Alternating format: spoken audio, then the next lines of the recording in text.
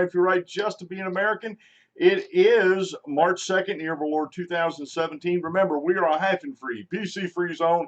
God is still in control and he does love you. And I'm broadcasting live from the Hemlock Studios here in the beautiful central Susquehanna Valley in the great Keystone State. And folks, it got windy out here last night. I had an empty wood rack sitting next to my wood stove down there, and I came out this morning and it was blown over. And I didn't think that, there was enough of anything there to blow that over, but I guess the wind was just high enough and strong enough that it was going to do that. Remember, I'm live streaming on YouTube. Man, my brain's not with me this morning. I'm live streaming on YouTube, and it's going good. I'm starting to get things set up with YouTube. I am slowly working towards possibly moving over my podcast hosting to Blueberry. I've been in contact with them. The rate is very reasonable. It's a few dollars more a month than what I pay for Blog Talk Radio. And so we might be migrating over there. And the reason why I would migrate over there is I think I know the stats would be tracked better because they understand podcasting. Blog Talk Radio, they're a live platform. They give us studios and everything, so they're a live platform. And so they're not geared towards the podcast, although they have the archive set up and everything. That's what amazes me, that they have these archives set up and they're not taking care of the podcasting end. And what I mean by that, I've been talking about this and harping on this for the past couple of weeks, is they've changed their metrics, how they measure things, and it's to the detriment of most shows. It really is. It's to the detriment of most shows because they are. I lost my. Oh, never mind. I didn't lose my chat. I just got to change the button because they're not allowing automatic programs like Gpodder. I've been telling you about Gpodder as they call me the podcatchers or a podcast aggregator where you can put URLs in it and it checks all these URLs for new shows. And so I've been slowly looking at that. I got an email back yesterday. If I change my bit rate, right now I'm downloading and saving in 128 kps, and I did some testing this morning, and they said if you drop it down to 64 kps, I only use half the space, and it'll cost me less to store on their website and their archives. And I did some checking, and 64 kps in mono, what I do is the lower end of CD quality. But unless my ears are failing me, I did some testing this morning and exported in 64 kps, and I couldn't tell a difference. I couldn't tell a difference in the quality listening to it on my laptop or on my PC. So I can save a few dollars that way. And because if I archive, I'll be putting like 22 episodes, roughly average 22 episodes a month. And there's a certain amount of bandwidth I can pay for each month. And if I downsize the kilobits per second, then I can come underneath that. I don't want the quality to suffer, but I've been like I said, listen to that, and everything's great. Last night, I check my Facebook every day. Like I said, I went through Twitter. If you missed the show yesterday, the night before I went through Twitter, and I was following almost 1,200 people. And I went through and trimmed that back to 97, and it's not a diss against anybody. I just want to try to let me get this off my neck here. I just want to try to pare that down so I can actually be effective and see what some people are saying. As far as news sites and stuff like that, since I'm a commentator on the news, I want to be able to make sure I see the news. So that's the reason why if I unfollowed you, don't take it personally. I'm shifting some things around here. I'm streamlining lining the show as it is as far as my sources. And I went through my browser and got rid of some sources on there that I was following some of these sources, but I was only following because they were opposition. They were like real liberal. And what I did was I unfollowed them and just started getting email notices, like the movement Indivisible. I get email notices about them, and I'm going to share some of them tomorrow. Some of the things that they're doing, so you can be aware of the shenanigans that the left are pulling out there. But anyway, on last night on Facebook, I shared a news article with a picture of the trash out there, and my friend out in South Dakota, uh, sort of, she didn't blast me. She doesn't blast people, but she took umbrage to the fact that I called, I used the term liberals who were supporting this protest, and they had pictures. I had pictures of the garbage, and I've shared before the trucks. 250 some truckloads out of there. They had to hire an environmental cleanup company out of Florida. The Army Corps of Engineers put a contract out, and they got this company out of Florida to come in and help clean the place up before the floodwaters. And it does flood in that area every spring, the Missouri River there. And they want to get this all cleaned up and back to close to pristine conditions as they can where these protests were taking place, so they don't add more pollution to folks downriver in the Missouri River. And she was chiding me about you. She goes again, and I'll share this a little bit later, but she was chiding me about, I don't know the situation, and I don't, and like I said, I'll share that. And it was kind of funny and strange to me. And this is, folks, this is how liberals, this is how the progressive, regressive left, the social justice tyrants, the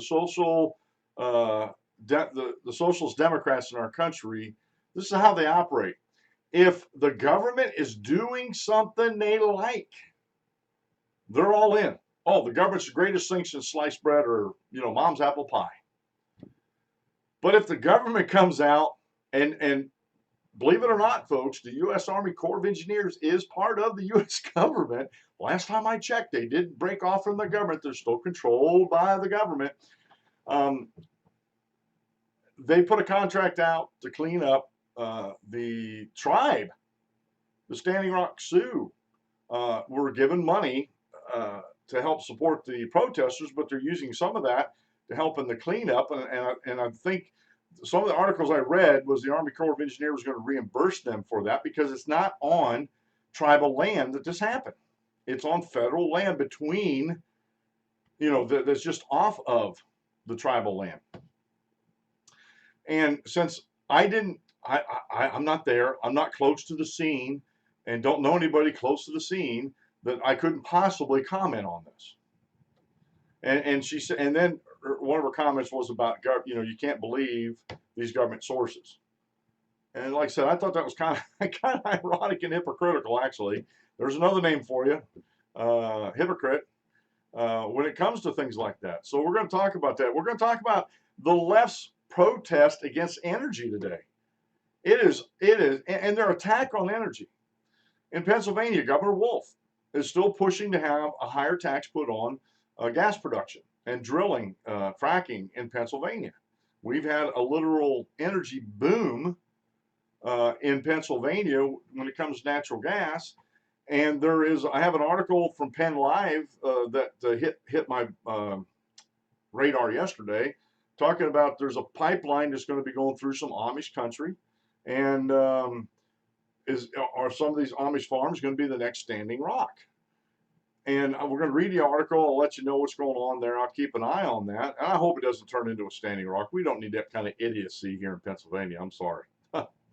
We don't need another or right now it's estimated that the contract that the Army Corps of Engineers put out for the cleanup was $1 million to get that place cleaned up. And my friend on Facebook just cannot believe it's that high. I'm sorry. All the pictures I've seen, aerial pictures that news agencies, including the old guard lamestream media, were showing, the place was a disaster area, literal disaster area. And I wouldn't be surprised because they got an environmental cleanup company to come in there, that they're going to have to take some of the soil out because it's been contaminated by the vehicles left there. And honestly,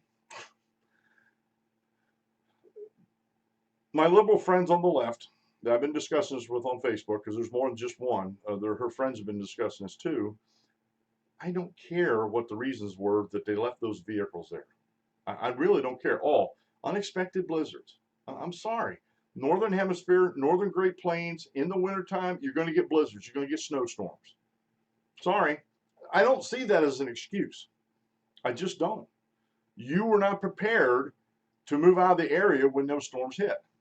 And because of that, you left behind a lot of stuff. And then you came back in this winter and started protesting again there. And in order to get this place cleaned up, they had to order an evacuation there.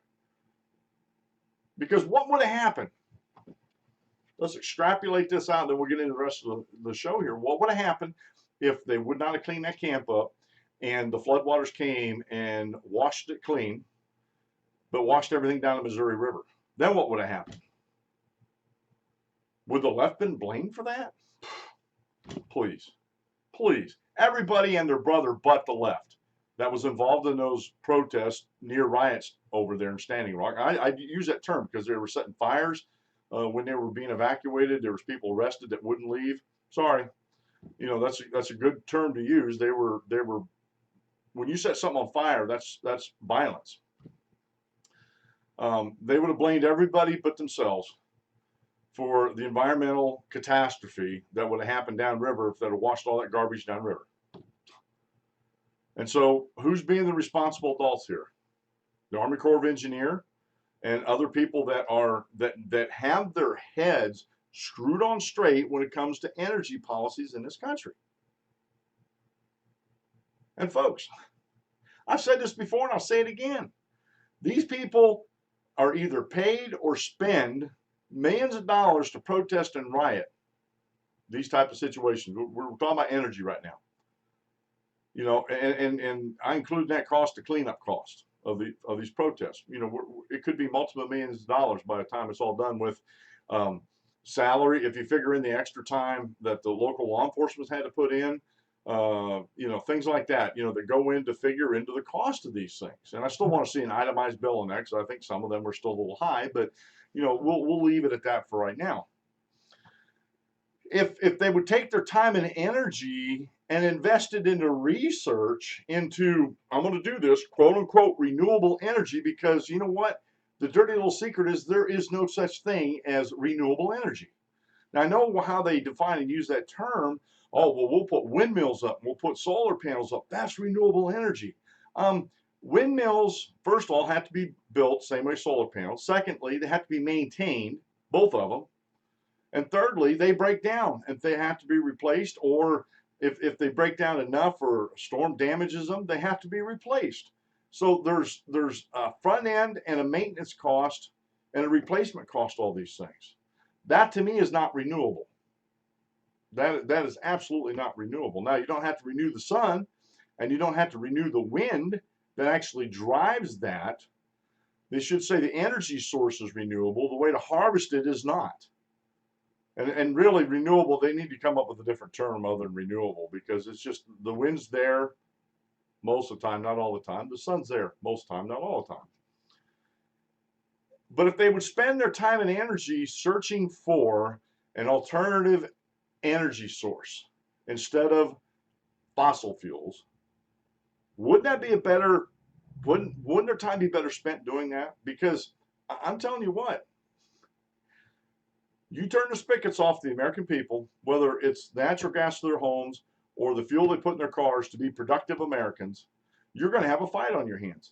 You are literally going to wake up again, the forgotten men and women out there, and the liberal left, these Captain Planet types, are going to have a huge fight on their hands. Because right now,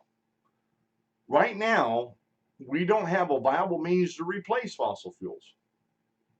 I think there's a lot of research being done in hydrogen. I think we need to continue with that research. I think that, in my opinion, that would be the best replacement for fossil fuels, heating our homes, generating electricity, propelling our cars, whatever. And folks, can I say something here real quick here about hydrogen cars? What they've been trying to do in the past is make an electric fuel cell to drive an electric motor and to charge batteries. Now, pray tell, what are the batteries made of? Now, The newer ones are made of lithium, but they used to be made of lead. And I was at a lead plant out in Missouri, picking up lead ingots, taking it back to the East Coast in New Jersey. I can't remember. Might have been Interstate Battery or something like that. They were going into battery production over New Jersey. And you knew you were getting close to the lead plant because you came over this hill around a corner and it looked like a scene from Aliens. The vegetation was dead. It was I mean, it was gray, drab, stark. The women that worked there now wore things on their, like meters on their chest for lead exposure, and they weren't allowed in certain parts of the plants because of reproductive things, issues. And so, you know, and lithium mines, go Google what a lithium mine looks like. They are strip mines. And they look even worse than the coal mines do. And so the left protests energy all day long. And yet they're being hypocritical in that. How did those protesters get to Standing Rock? I just asking that question. How did they get to Standing Rock? How do they get to anywhere to protest or riot? They use energy. They use fossil fuels mostly. How do these liberals like Al Gore and these other people that go to these Paris climate talks, or down in South I can't remember where they had them down in South America, but these climate summits, how do they get there? How do they get there? They get there using fossil fuels. Thank you very much. The very thing that they are protesting is the very thing that fuels the vehicles that actually allows them to go there and do the protesting. If they were true Captain Planet types, they'd figure out a different form of transportation that didn't involve fossil fuels. I know that you can get on a sailboat and go over to Europe. And I know sailboats have motors on them, but for 99% of the time they use the wind. You can do that. I don't see them doing that, but you can do that. Okay. They can ride bikes. I know people who are in contests ride bikes across America. Ride bikes. Get a horse and buggy like the Amish. Take that. Non-fossil fuel, although there's a little bit of fossil fuels used in the building of the buggies. I've seen the plants. They're modern plants. Use electricity, stuff like that. There's alternate transportations, so you don't have to be a hypocrite. I'm trying to help you out. I'm trying to help you, not look so foolish. Because that's what's happening. You look foolish. It's not like, I love Billy Crystal on Saturday Night Live. It's not like, oh, you look marvelous, just marvelous. You don't look marvelous. You look foolish, just a foolish. When you do stuff like that, I have, and the EPA, one thing I'm glad of with Donald Trump, he's getting some common sense people in the EPA. EPA was trying to outlaw outdoor wood furnaces. And my village I live in, they were hoping that they would. Now, as far as I know, I'd grandfather in. However, some of the proposed legislation or rulemaking I seen coming to EPA, they were going to do away with the grandfather clause, which I believe that's unconstitutional, and it goes against every principle of lawmaking. However, they've done it in the past. Bill Clinton did it retroactively with tax raises, tax hikes on Social Security benefits for retired folks. So, liberals, it's not beneath them to do that kind of stuff. And I know some folks here in town were saying they would hope the EPA would outlaw that so I'd get rid of it. Well, I will be getting rid of it this year. But I've been trying my best since 2004 to add my carbon footprint to the world. I have, and I've been hugging a lot of trees doing it. I'm one of the biggest tree huggers as a conservative, and it saved me a lot of money over the years over using fossil fuel. I wasn't using fossil fuels. Now I use a little bit in the production of it with my chainsaw and stuff, but 98% of the time it was all trees. So that, just an example, it would be hypocritical of me to go out and protest forestry and the deforestation of areas and timbering and stuff like that, and turn right around and use the residue from that to heat my homes. Well, that would be hypocritical. I mean, that would be totally hypocritical. I won't do that. I try not to be a hypocrite. Now, does that mean I'm successful all the time? No, but I really try not to be. And the less fascination with renewables is just idiotic. You know, I'm not saying we shouldn't try to strive for that, but what I am saying is, if it was a good investment idea, we wouldn't be needing or calling for government subsidies to subsidize the renewable energy sector, the wind and solar. We saw what happened when President Obama paid back some of his bundlers, like at Solera. You know, you didn't hear the mainstream media or the lamestream media, as I like to call them. You didn't hear them decrying that all these subsidies, you know, millions and millions of dollars that they went bankrupt on. You know, that was a payback. But I don't want to get into that too much. You know, it's hypocritical, the left stance in this country on energy independence. It really, really is. Today's show is being brought to you by Marbles the Brain Store. If you like what you hear on the Dan Clements Show, please go to danclementshow.com and click on the Marbles the Brain Store widget. And they have free shipping over anything $19.99 and over, free shipping in the United States. And folks, these games are fantastic. They are really good. And folks, if you like having fun, and if you like playing games with your kids or each other, it helps build your brain power. It helps build your cognitive skills, your deduction, as it were. And really, you're doing this while you're having fun. You don't even know you're building your brain. So please, if you like what you hear on the show, go support one of my affiliate marketers on my website, especially Marvel's the Brain Store, because while you're playing and having fun, you're going to be building your brain.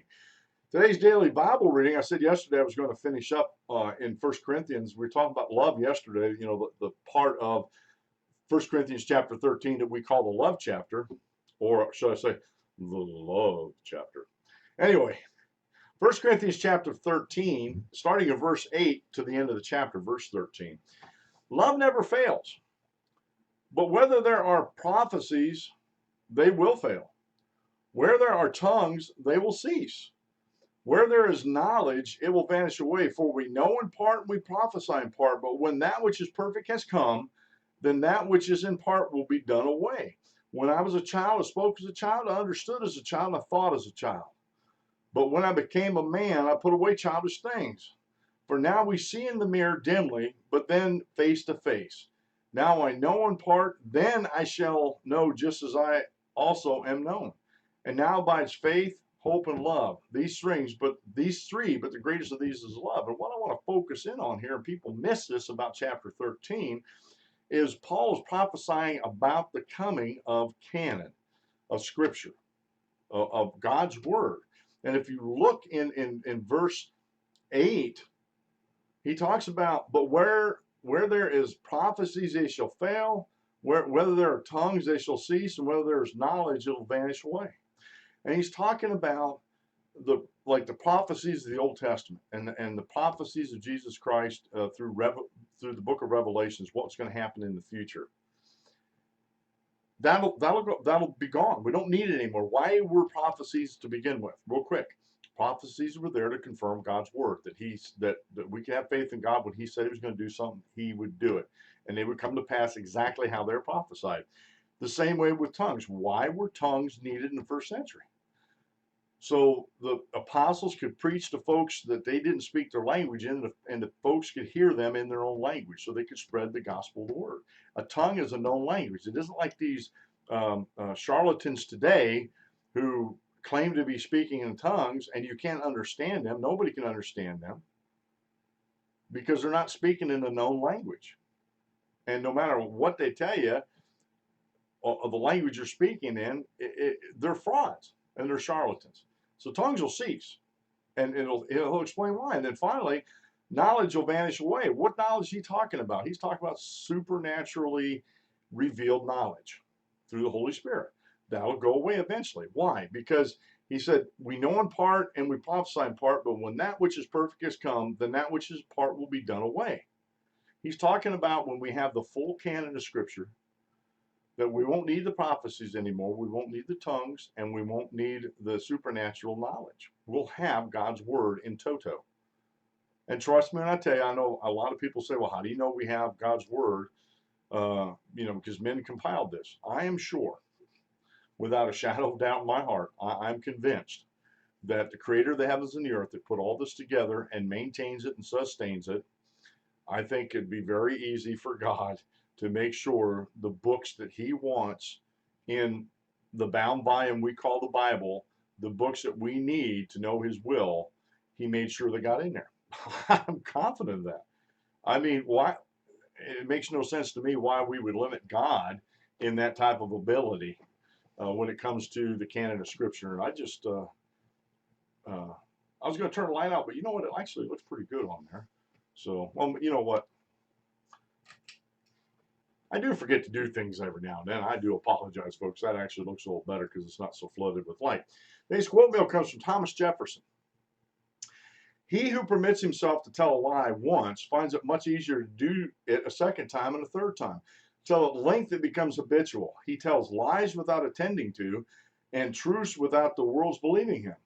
This falsehood of the tongue, this falsehood of the tongue leads.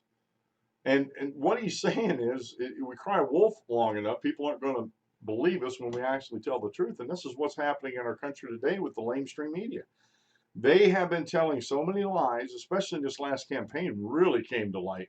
They've been telling so many lies so often that people won't believe them now. Even when they tell the truth, they won't believe them because they have a record of telling lies. And that's a big problem. And Thomas Jefferson pointed that out.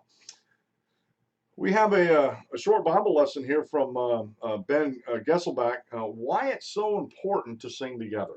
And he's talking about worship. Whenever I get the occasional chance to witness a worship service at a denominational or non-denominational church, I've always been surprised by how few people in the audience actually sing. I'm not judging anyone here. I'm just making a personal observation, whether it is the Country Baptist Church holding a revival with 30 people in attendance, with 70-year-old Gertrude playing a piano that hasn't been tuned for 5 years, or a huge suburban community church with the impressive musical production. The majority of the audience, in my experience, just sits and listens. There's no one another to music. Is just concert, more or less, a one-way street, direct current, not alternating current, which makes me appreciate the Church of Christ even more, where the entire audience sings with one another and to one another entirely a cappella. I find that refreshing, and so do I, by the way. Why is it important for all Christians to sing together when they assemble for worship? Why can't we just let the professionals handle all the music stuff? After all, isn't the music part of the worship just garnish, just filler between the sermons and the Lord's Supper? Why can't we cut out the music altogether and get to the preacher's message? Our worship as a community assembling together matters. And unless something happens beyond our control, we should never miss an opportunity to sing with other Christians. Not that God doesn't care about private devotions, he does, but something special happens when Christians sing together. The word of Christ dwells in us richly. Let the word of Christ dwell in you richly, teaching and admonishing one another in all wisdom, singing psalms and hymns and spiritual songs with thankfulness in your hearts to God. Colossians 3:16. Though we come together primarily to worship, God also designed our worship to benefit one another. When we sing, we are speaking to one another. There is a conversation happening. Spiritual truths are being discussed, addressing one another in psalms and hymns and spiritual songs. Ephesians 5:19. When we don't participate in the music singing, we are robbing God of the very thing he requested. The essential element in our worshipful songs is not the notes or the harmony, but the words. We need to be continually reminded of the word of Christ. There are so many distractions in life that before we know it, we begin to doubt and forget our hope in Christ. We need to be reminded again and again of the sacrificing blood of Jesus, of God's love for us, of Christ's sympathetic intercession on our behalf.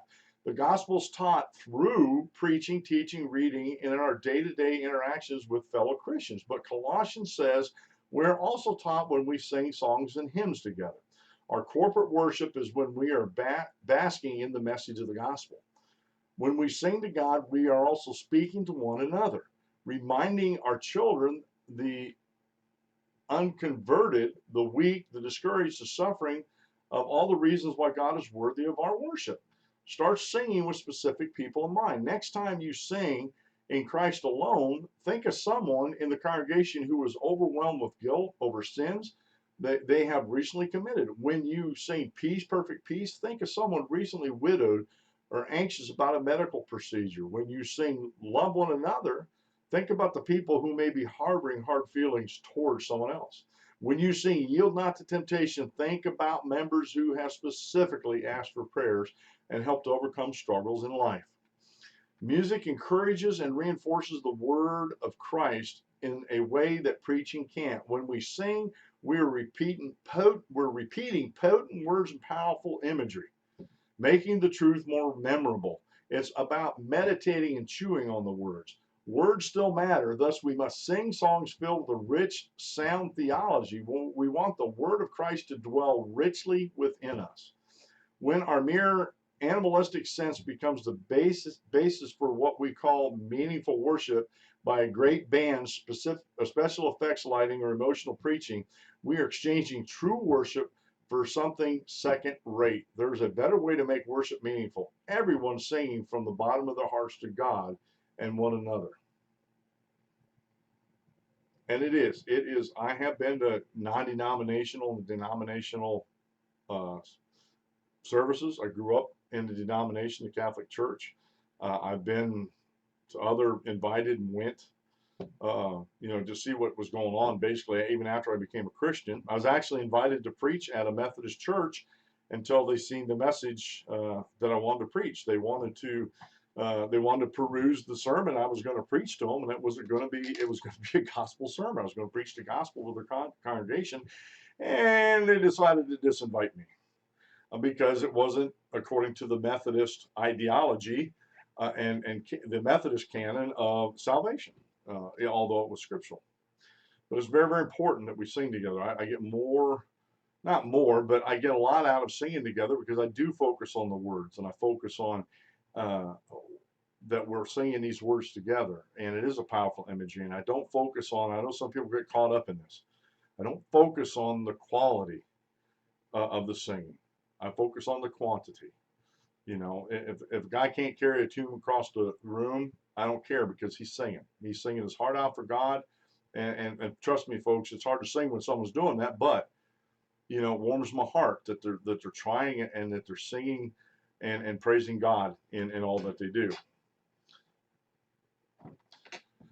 All right, real quick here, let's get to this Standing Rock thing. It tickles my heart about all this. How these folks just continually they don't get it. It's like I said the other day. We had this truck driver, and he kept saying, "Big Dan, I don't get it. I don't get it, Big Dan." When something would perplex him, I don't get that, Big Dan. And it was quite funny. It really was.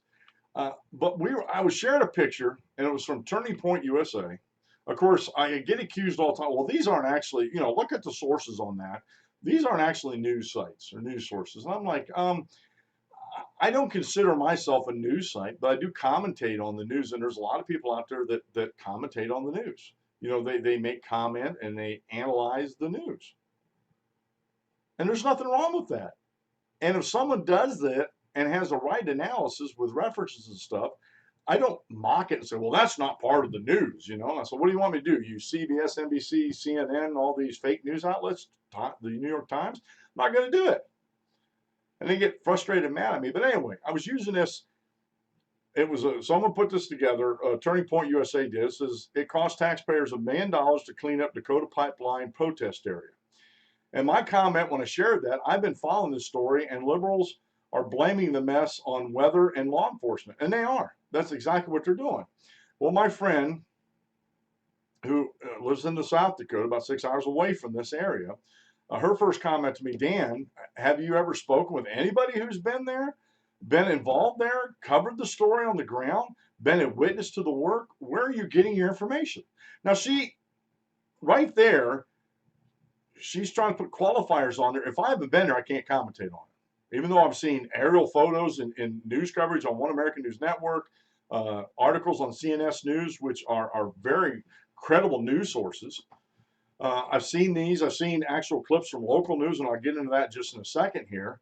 And I suppose you're counting me as one of the liberals because I point out some of the complexities of the situation. That sort of name calling isn't helpful. Saying someone is a liberal, I'm not calling you a name. I am labeling an ideology. I know people don't like labels, but folks, we have to have some type of common ground in order to know where people are coming from. I don't care if people call me a conservative or constitutionalist. I'll take umbrage to that. I never have. But, we're not talking about folks that are constitutional or conservative. We're talking about liberals. We're talking about social justice tyrants. We're talking about socialist Democrats in this country. And I'd have to put her in that vein there. But anyway, I shared two stories. One was from Net Right Daily, talking about not just a cleanup, but the total cost to North Dakota taxpayers for this whole thing. And, we're talking multiple millions of dollars.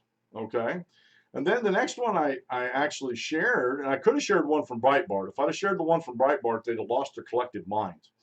But the other one I shared was from the BismarckTribune.com. Corps move into the Corps, not Corps, the Corps. Army Corps of Engineer moves in to finish what tribe started. The Army Corps of Engineer had put out a $1 million contract to get the place cleaned up. And we're talking about the soil and everything, not just the garbage, trying to get the soil and everything cleaned up. And this is from the BismarckTribune.com. Matter of fact, they're in the northern part of the county. Now hold on, folks. They're in the northern part of the county and where this protest happened, just north of the Standing Rock Sioux Reservation. Okay, just to put it in perspective. Well, we went on down here. It says, if these links are meant to be replies to my comments, note the sources. Okay, yeah, they are replies to your comments because you're like, where did you get for your information? I'm showing her where I got my information. But you'll see where this is building up. Again, these are oversimplifications by biased sources that had no reporters on the ground. That's her assumption. Okay, she's assuming things that aren't in evidenced. Okay. Then she goes on, there's a difference between journalism and printing the line that authorities feed you. And this is what I was getting at in my monologue. When the authorities are with you, it's gospel. It's the God's honest truth. But when they're against your ideology, well, there's a difference between journalism and printing what authorities feed you. They're just feeding you a line, Dan. And so my comment back to her was, oh, so the Bismarck Tribune in the same county that this is happening, with pictures. Somebody took the pictures on the ground. They didn't just take themselves. So the Bismarck Tribune is not telling the truth and is not near enough to know what's going on, with a question mark. That's where I left it. And there's been no other comments. I'm not saying, that she won't comment on it again or that I scared her away. But folks, you can't have it both ways. I'm sorry. Just because I'm not there on the ground doesn't mean I can't comment on it. Doesn't mean I can't use sources that have been and are still. I trust the Bismarck Tribune. I trust them and their sources there because they actually have pictures of the area. I've watched the local news. If you go to their local news stations around Bismarck, people shared them with me on Facebook before, and where they actually had helicopters flying over and taking pictures of the encampment, and what a dump it was. They just turned it into a dump, these protesters did. And I'm sorry. They need to be called out on this. And some of my friends came to my rescue, as it were, but I don't need rescuing anything.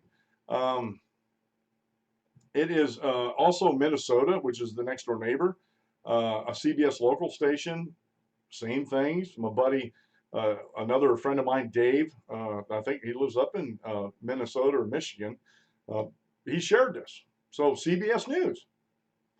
It's been on the news. I'm sorry, you may live 6 hours away from there. You may have been there and may have a special relationship with folks there, but that doesn't give you special insight, or that doesn't give you the right to say, I don't have a right to comment on this or to share stories about this. This, in my opinion, is a travesty out there. And this what happens on the left. I'm trying to prove a point with all this, that when the left protests, this is what happens. You get garbage left. The Women's March, and I called out my friend Kimberly on this, the Women's March left the place in just a mess, just a cesspool with all those signs and the garbage they left behind. And if you look at the Women's March, pictures taken after the Women's March, it was different. The actual Women's March, the March for Life, the one that actually counts. I don't count that one. That was so idiotic it wasn't even funny. Now, are they allowed to do that? Absolutely, they're allowed to protest. But when you're leaving garbage behind that, I think you cross the line. You're no longer a protester. You're a rioter because you're causing property damage. You're causing somebody else time and money, mainly taxpayers, to clean up your mess because you're too lazy to do it. You think that's above you to actually take whatever you bring with you, you take home with you. And I'm sorry, these pictures are self-explanatory about what's happening out in Standing Rock. And it is an absolute travesty of what's going on out there. And I'm not going to back down from this. I'm just not. It's going to cost the American taxpayers $1 million. The contract's been put out, it's been accepted, and they're in there cleaning up. They're taking out, I don't know how many dumpsters full of trash they've taken out there, vehicles they've towed away. Like I said, there was some burning. Some of these vehicles are leaking gas and oil on the ground. It's a mess. It's an environmental disaster. And that's why the North Dakota government ordered them off of there so they can get it cleaned up for the floods. Because I would just wonder what these liberals would say if the floodwaters came through and did the cleanup for them. And what the people downriver into Missouri and even further down into Mississippi would say if that stuff washes up on their banks. Then they'll have to take their time, energy, and money possibly to get rid of it properly to take care of it. So that I'm not saying there's no hypocrisy on the right. Never ever believe that I think that. But hypocrisy is almost the modus operandi, the MO of the left. They are so hypocritical in this. And like I said, you can't have it both ways, my friend. You can't say one thing that I am for, like Obamacare, that's a government-run health care. And on the other hand, another part of the government that you may not agree with, oh, they're just authorities that are just feeding you a line. That's not journalism. Even though I showed the Bismarck Tribune is the local paper for Bismarck, journalists, hopefully there, I think they're photojournalists, they're taking pictures of that. And the big problem is with the left, they don't want this stuff to get out. They don't want this to get out. It's just like I was saying in my monologue. They don't want that dirty little secret getting out that there's no such thing as renewable energy. Now the source, you may not have any control over the source with that, which that is true. With wind and solar, you have no control of the source. It's free for the taking if you can take it. But that taking costs. Initial build costs, maintenance costs throughout the life of it, and replacement costs if you're going to keep it going. There's nothing renewable about it. And my friends, with today's technology right now, most of the solar and wind is being produced with fossil fuels. If they were true to their word and they were Captain Planet types, they would be out there not demanding that corporations do this, not demanding that the government force these people to do it, but they'd be putting their own money where their mouth is and creating companies that use only solar and wind to produce solar and wind apparatuses and products that collect the solar and wind. But the left won't do that. They won't spend their money on this. They'd rather spend your money. They'd rather have the taxpayers' money be spent on subsidies and things like that, research, instead of taking the money that either, and most of these, I can't believe that these protesters have been out there that long. None of them can have jobs. I can't believe a lot of them are retired. Now, some of the veterans may have been retired out there. And can I say a side note? Just because you're a veteran doesn't mean you're conservative. I'm sorry. I've run into so many in my military life. I run into so many veterans or so many folks while I was in the military, especially in the National Guard, that They're hypocrites. They are. I had this one sergeant that was in the not in my platoon, but he was in the neighboring platoon as a squad leader. One of the most liberal guys you ever wanted to meet. And we were coming up on the first Iraq War, and he didn't want to go to war. I understand that mentality. I don't want to go to war either, but guess what? I signed up. I volunteered for it. Well, I only came in here to get the free education. Therein lies the mindset of the liberal. I'm only here for a free education. Okay, that's fine, but you didn't think about maybe something would happen that we'd get called up, we'd have to go fight. And they're all about the free. They're all about not footing the bill for themselves. Case in point, Bernie Sanders with the free college tuition. Oh, we'll pay for your college for you. Yeah, we'll do that. We'll do that. I'm with you. I'm for the people while I maintain my 3 mansions. Getting a little off subject here, but you see the mentality of the left. It's all got to be free. Obamacare. Most of the people like it are getting subsidized. I've been finding out more and more every day. They've been getting subsidized. Someone shared a Lamont, which, like I said, I quit following him. I just don't have the time to deal with somebody that just will not look at facts and the truth. That just continually spouts out false information and false facts. He shared an article, not a meme, but an article saying these 12 states really like Obamacare and want to keep it going. And out of those 12 states, there was like 6 or 7 of the states that beefed up their Medicare, or no, their Medicaid, for Medicaid's for welfare, Medicare's for retired folks. Beefed that up where the people were getting subsidies for it. Well, no wonder why they like it. They're not paying for it. I like free stuff just as much as the next guy. If I go to the grocery store and they're giving out free samples of something, and it's not sugary or something like that, I'll take it. I'll try it. When I was doing things to the Boy Scouts at the mall, sometimes we'd sit up down by the pizza parlor, and they'd bring a big plate of little squares of pizza that they cut up and made. And it amazed me, and I did this as an experiment with the boys. We always had boys, one adult there, and then boys would rotate out. We had a display, and they were able to go see other displays the other troops had. And so they rotated out. But while the boys were there, and as soon as a plate, I'd keep an eye on it. As soon as the plate came out, I had the boys ready with pen and paper to see how many of the same people came back for seconds, thirds, fourths, fifth. And it turned out that 50% of the people that were walking up to get the free samples, 50% of them were repeaters.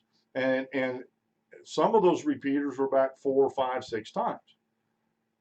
They were looking for a free lunch. They weren't looking just to get a sample, taste it, oh man, this tastes good, let's go in and buy a slice of pizza. That's what they were trying to do, the pizza parlor there. But there are some people that, oh, this is free, I'm going to load up on it.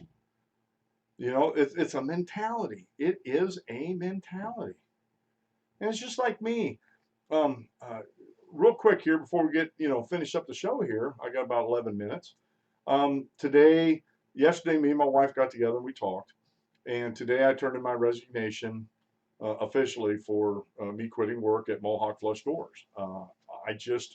Right now, I just can't do it. I go out and I tend my fire, bring up firewood. I'm going to go do that after the show, but I'm going to use my lawnmower and my riding tractor because the ground has dried out a little bit. And I'm going to bring up 2 or 3 loads of wood that way. That's less stressful on me because I'm not pushing a wheelbarrow, but I still have to do the physical thing. And it hurts when I do that. And they're trying to, they've upped my medication that I'm on. I'm still on the same medication. Instead of taking it once a day, I'm going to take it twice a day. And we'll see if that helps with my muscles. The doctor seems to think that it will because they got other people on the same dose that were having the same issues as I am. And they said it would help, but he said it may not stop the flare-ups. Depending on how stressed you get or how physical you get, he said, you're going to have to watch your physical activity. And I can, in all good conscience. They're running a company there at Mohawk. They're part of a big corporation, Masonite Corporation, and I can, in good conscience, keep going in there and delaying the inevitable and stalling them by, not being able to work. So I turned in my resignation today, and good news, I had the foresight enough, and I've been doing this whenever they offer it. I do have short-term and long-term disability that I've been paying into for the better part of a year. So after the show, I'm calling in, filing my initial claim. They're going to send me some information about it, about how long the short term is, how long the long term is. So in the meantime, I've been told it could take anywhere from 60 days up to a better part of a year to get Social Security disability. Well, I might be covered with my short and long-term disability for up to a year and a half or 2 years, which is a good thing. And the amount of money I'll be getting will be more than enough to help pay for the bills. So that takes a big burden off my mind with this. And it'll also, like I said, it'll take a big burden off my wife, not knowing if we're going to have income while we're waiting for Social Security disability. And so, I did have the foresight enough to pay into that. So that's going to take care of the family. So thank God for that. Thank God he gave me a little bit of gray matter between the ears to look down the road and see that maybe I need this. We're going to be, today will be the first day I'll be taking the second dose of medicine at noon. I take one at noon and one at midnight because that's how I was doing it. I'm going to try, since I'm not, well, I think I'm going to keep it on that just in case it works and I go back to work. But if it doesn't, then I'll eventually switch to like in the morning, like 6 o'clock in the morning, 6 o'clock at night, something like that, 12 hours apart. But I think right now noon to midnight, because I don't go to bed much before 11, 12 o'clock anyway. That's probably going to keep me good. But anyway, that's just a side note. Let me have a little more coffee here. All right. Now there is I have this article here from PennLive.com. It's a local source here, and it's called "Is PA Pipeline Fight on Amish Farm the Next Standing Rock? We're prepared to be here for months." Okay, this is by Colin Deppen and he has his email address up there, PennLive.com. With an evacuation deadline looming, the protest camp at Standing Rock went up in flames, and that's old news. For whatever reason, they didn't have the date. Let me see if they have a date at the bottom of it. I love this when they don't date these things. Anyway, for nearly a year, it had been the setting for a bitter showdown between opponents of the Dakota Access Pipeline project and the project's developers. Crowds that once numbered 10,000 dwindled to dozens Wednesday after the evacuation order from North Dakota's governor. Stragglers faced arrests. Some set fires to tents and teepees that housed them there in an act of defiance, native ritual, or both. Okay, whatever. Mark Clatterbuck watched footage of this from his home in Lancaster County. He'd gone to Standing Rock last year and been there during a violent clash between protesters and security personnel that helped thrust the protesters into the international spotlight. He's also spent years fighting a natural gas pipeline project in his own backyard, one set to cross through 10 Pennsylvania counties and 200 miles of terrain. For Clutterbuck and activists like him, Standing Rock was a watershed moment, he explained, and its lessons and catalytic properties capable of being taken home and reharnessed. Just last week, Clutterbuck helped oversee the beginnings of a DAPL-inspired encampment on an Amish farm in Lancaster County atop the route of the proposed pipeline he spent years working to stop. He says hundreds of people, mostly locals, have also signed pledges committing to civil disobedience to protect their homes, farms, and properties. Once pipeline construction begins, hundreds have also taken nonviolent mass action trainings, he added. And folks, let me tell you, what happened out at Standing Rock was not, I don't care what they say, it was violent mass action. They were violent against the environment, against the police that were there, the whole 9 yards. It was violent, trust me. And now, like you said, depending on your point of view, who started it, and I don't really care, it was violent. Much of this interest owes to the pre-existing efforts of organizers like Clatterbuck and his wife, Melinda, who spent years relentlessly and sometimes controversially drumming up a local opposition. But the heightened profile and popular support for Standing Rock hasn't hurt either.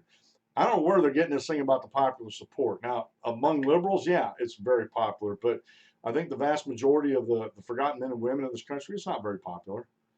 Because how in the world do you go out there and spend any time out there unless you're using your vacation or something like that and not keep your job, or maybe you don't have a job, maybe you're on welfare and you're doing this, I don't know.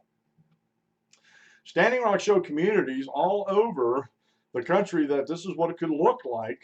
Grassroots actions can make a difference, Mark said in a phone call with Penn Lab on Thursday.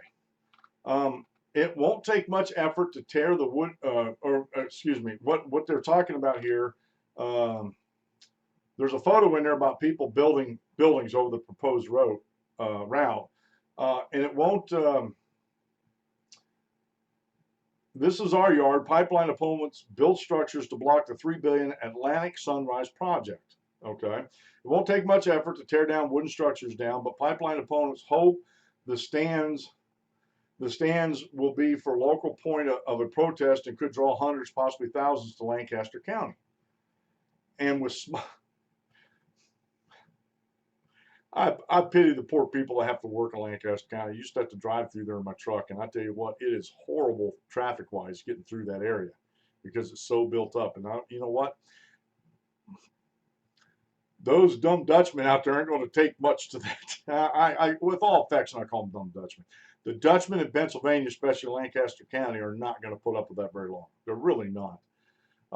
Mark, I'm going to check out who this guy is and get back to you on this. Mark Clatterbuck made the 1,500-mile drive from Lancaster County to Standing Rock over Labor Day weekend. He was joined by his high school-aged daughter and 2 other members of the Lancaster Against Pipelines. There's a link in the article there. A group that Mark and his wife co-founded almost 3 years earlier. So I'll be looking them up. I'll see what they're saying here. In North Dakota, the foursome joined members of the Standing Rock Sioux tribe, representatives of more than 200 indigenous nations from across America and their supporters. Some have been encamped on the site for months. By then, in an attempt to block construction of the pipeline, they say violates sacred sites and threatens the Standing Rock Reservation's primary water source. Now, I'm going to stop the reading because I only have a little over a minute. If this has been in the plans for years, and this is not what they're telling you, the Standing Rock Reservation has been planning and is going to this year finalize it and move their primary water supply like 200 miles south into South Dakota, well away from this. And the second thing they won't tell you is they were not protesting on reservation land. They were protesting on public land, on federally owned land in the same county, Hortron or something like that, the same county that Bismarck is in. That I don't have local sources, that I don't know what's going on. I haven't been there. I should go there and see what's going on. I don't need to travel there in this day and age to know what's going on there. I'm sorry. You just don't have to do that. And again, I'm gonna find out more about this guy and this couple here on their website and see what they're doing. They protested real quick. We had a main gas line go into our electrical plant that used to burn coal, but because of President Obama, they weren't allowed to build. Actually, they were actually cleaning up the environment. They're burning coal silt. And so there was a protest on that, but we got it through anyway. You know, it didn't amount to anything because these people do want electricity, and so that's a big thing with some of these people here. You know, getting their electricity. And I'm having a problem bringing up my. There it is. It finally came up. My music didn't want to come up, and it still doesn't want to work. Are we going here? There we go. Now it's coming up. Well, folks, that's the music. That's the end of the show. Drew and I will be back with you tomorrow. Same that time, same that time. Keep moving in, come strong, no strong, no work.